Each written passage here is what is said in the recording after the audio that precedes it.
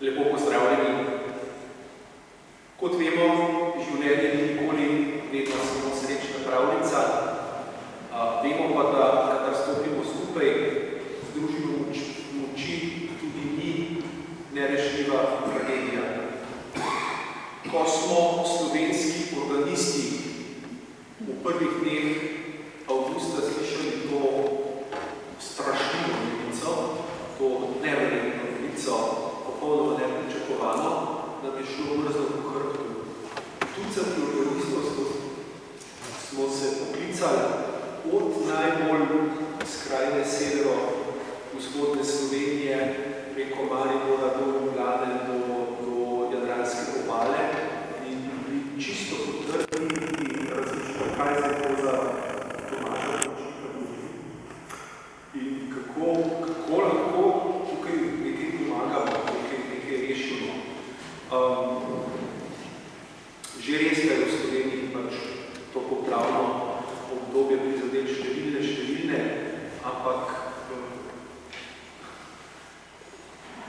lahko res reči, cela slovenska evropska stroka se je pravzaprav smo zmrznili. Najprej moram povedati, proglas pomoči, ki gotovo slišite tudi sami vsako nedeljo, da je izdelano dobre jedne orle, uživa več prepoznavnosti in pogleda v tujini kot v rodni Sloveniji. Če zelo skrajšno zgodbo, Tomaž Ročnik je izjemno skromen človek, ki se prav nič ne ozira za tem, da bi se kaj promoviral. Njega promovirajo dobre orle. Ko pride v okolje, kjer so ljudje res vrhunski strokovnjaki, je takoj prepoznan kot izredni, kot pravi umetnik orlovskega zvoka. In tudi mi smo zelo veseli, da bomo v mesecih, mogoče letu, ki zdaj sledi tej katastrofi s poplavo, lahko skupnimi močmi, vsi organisti, tako mlajši, kot starejši, odprli orlarsko delavnico Ročnik, ki je mimogrede ogromno podobila slovenski cerkvi. Koliko je bilo, to jaz še vedno sem delal načrte za vojne, koliko je bilo vojne, ki je upravljeno precej več stale, če bi nekdo vse zaračunal, kar je pričel, ampak je Tomaž Ročnik neskončen materiala dal za to, ker je njegovo vodilo izvrstni rezultat, ki je najslovenejši. In kot vsi vemo, slavna zgodba, dve violini, ena, ki je vredna recimo 3000 evrov in ena, ki je vredna 2 milijona, zgledam, da zelo podobno ali celo identično. Strokovnjaki pa razpoznajo tako resonančni zvok prave, recimo Stradivarjeve violine. In to je tista lastnost, ki jo tako ocenimo pri našem Tomažu Ročniku, zaradi česar smo bili tako potrti in šokirani, ko smo to grdo novico izvedeli. Zelo smo hvaležni, da danes na tem koncertu ste veliko število organistov izrazilo takojšnjo pripravljenost, da se sodelujejo, tako da smo nekatere celo bolj posebni, če bi rekli, da ne bo koncert predolg. Želimo pa si, da bomo tudi predvsem s takimi dogodki in tudi s tem, da smo, moram povedati, že štiri zelo znane svetovne organiste takoj ponudili. Samo rekli smo, veš kaj se zgodilo. Taki so obljubili, da bodo dobrodelne koncerte, da bi igrali v Sloveniji igrali, da bodo posneli tudi video in audio materiale na močnih školah in bodo s tem pomagali tudi pri nas v Sloveniji, da tako mediji kot politika v enem daljšem obdobju v tej delavnici lahko priskočijo na neko finančno področje. Da se tudi ni lahko na zapusti po koncertu, tudi s kakšnim takim pristopom, s kakšno tako idejo slišimo oziroma nekakšnih preizhodnih razpetno zaželjenje. Ena stvar je, ki je pozitivna, ko sem skupaj. Slovenski organisti smo videli, da znamo zelo skupaj skupaj, da sem bil parkrat prav gani, kako me kličejo iz Ptuja, iz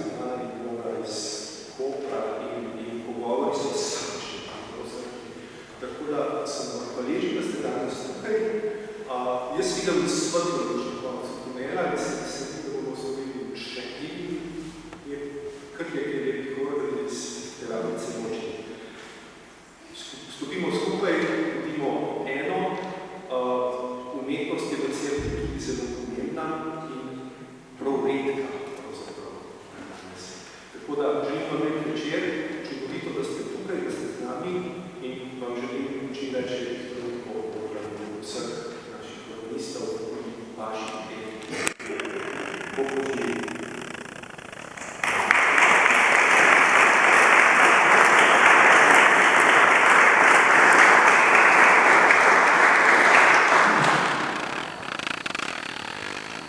Hvala lepa, gospod Miklavčič. Kot prva nam bo zaigrala Maša Vreča, učenka 9. razreda na osnovni šoli Brezovica. Pri 7 letih se je začela učiti klavir na glasbeni šoli Vičorudnik, kjer bo letošnje šolsko leto zaključila 8. leto igranja pri profesorici Andreji Hauptmann-Škrabar. Ob klavirju pa je 3 leta obiskovala tudi pouk orgel pri profesorju Tomažu Sevšku Šramelu.